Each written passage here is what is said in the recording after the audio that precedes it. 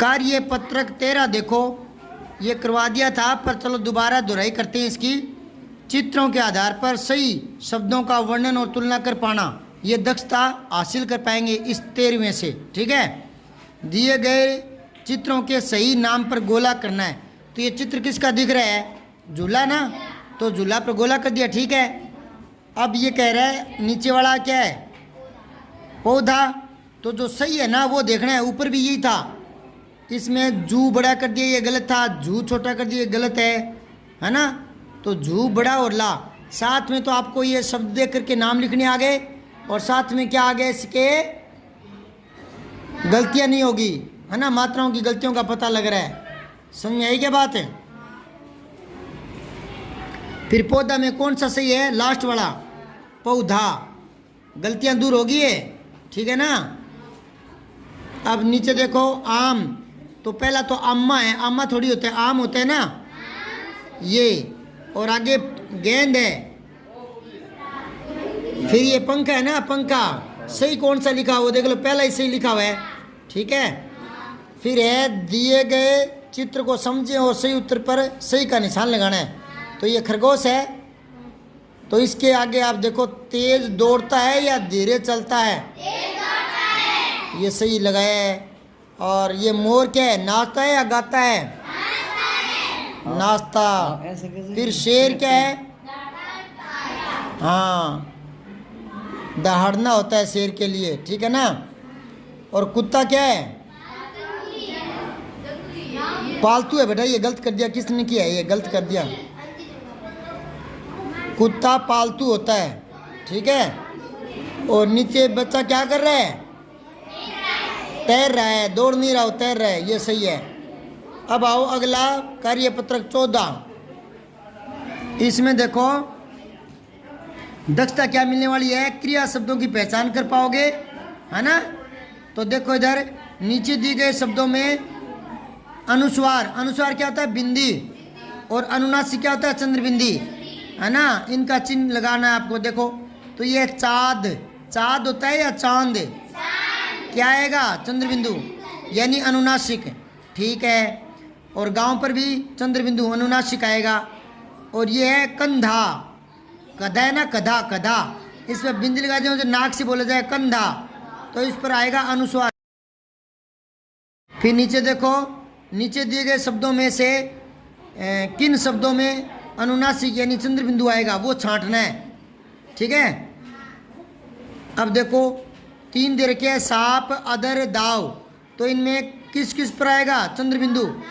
एक तो सांप पर आएगा, ठीक है, एक दाव पर आएगा। और ये अदर ना, अदर ये बिंदी लगेगी अनुस्वार, तो हो जाएगा अंदर। तो ये नहीं लिखना, उसने कहा है चंद्र बिंदु वाले ही लिखने हैं। फिर ये देखो छाव, चदा, चचल। तो इसके ऊपर लगाओ, क्या लगाओगे? छाव तो आएगा चंद्र बिंदु, ठीक है। चंदा पर बिंदु आएगा, इसको ध्यान रखना। और चंचल पर भी बिंदु आएगा, यानी अनुस्वार आएगा। तो ये 2 नहीं लिखने, जिस पर अनुनासिक यानी चंद्र बिंदु आता है वही लिखना है। तो एक ही है ये, ठीक है।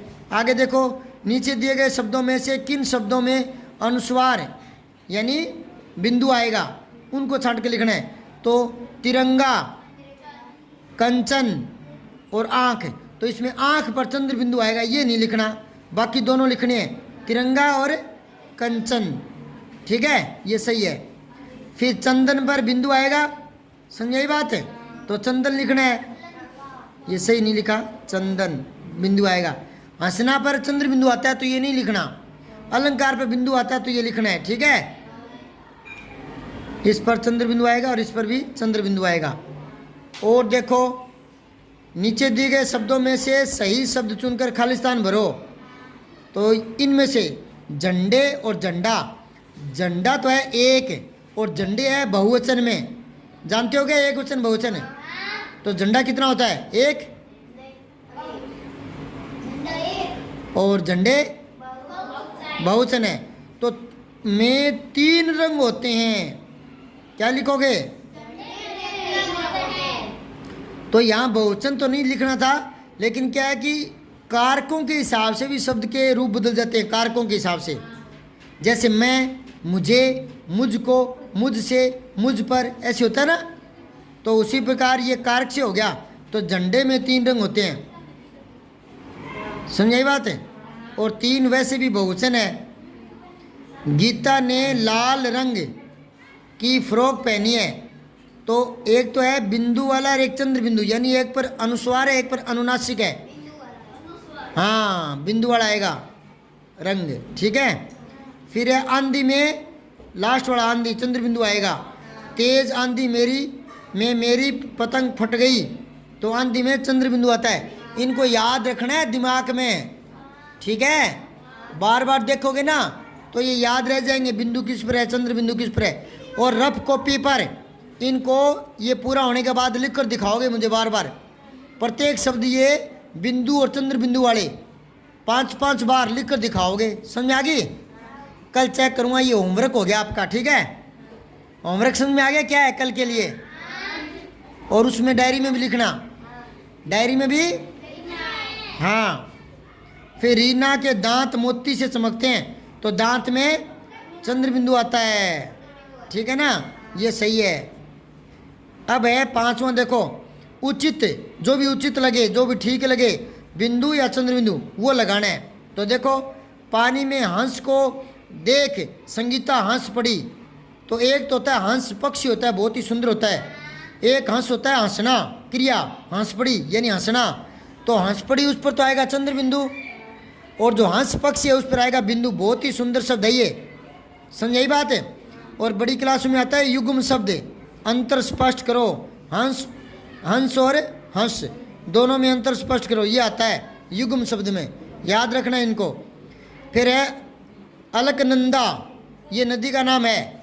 और भागीरथी के संगम से गंगा नदी बनती है, तो ये गंगा पर भी बिंदु आता है, चंद्र बिंदु नहीं आता। और अलकनंदा, नंदा पर भी बिंदु आता है, ठीक है। संदीप की आंख में होली खेलते रंग गिर गया, तो संदीप में बिंदु आएगा अनुस्वार, और आंख में चंद्र बिंदु अनुनासिक, और रंग में बिंदु।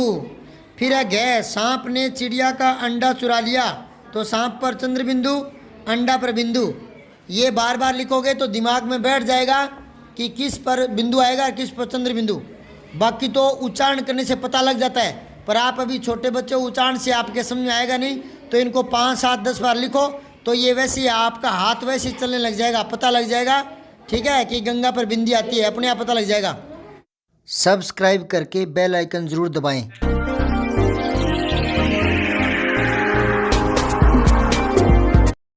जय हिंद, विजय हिंदी।